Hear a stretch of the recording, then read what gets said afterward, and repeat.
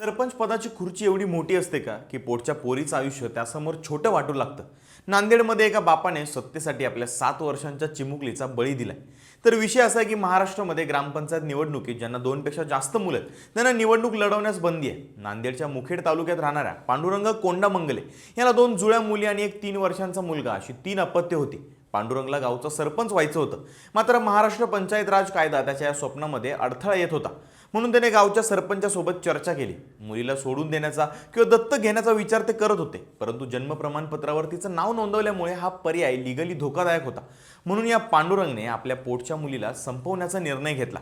पांडुरंगने 7 वर्षांच्या प्राचीला साहित्य खरेदीसाठी जाऊ असं म्हणून सोबत घेतलं. कोणालाही संशय येऊ दिला नाही. तिला तेलंगणा सीमेवर नेऊन कट्टापल्ली जवळच्या एका कॅनॉलमध्ये जिवंत फेकून दिला आणि तो निघून गेला. जवळच्या शेतात काम करणाऱ्यांना वाटलं की काहीतरी पडलं, म्हणून ते कालव्याच्या जवळ बघायला गेले तेव्हा प्राचीचा मृतदेह त्यांना तरंगताना दिसला.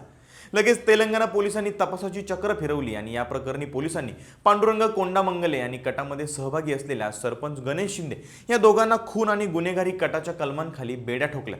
पण किती काही झालं तरी सत्तेसाठी पोटच्या गोळ्याचा असा बळी देणाऱ्या या नराधम बापाला काय शिक्षा झाली पाहिजे, कमेंट करून नक्की सांगा आणि त्या मुलीला न्याय मिळावा यासाठी हा व्हिडिओ नक्की शेअर करा.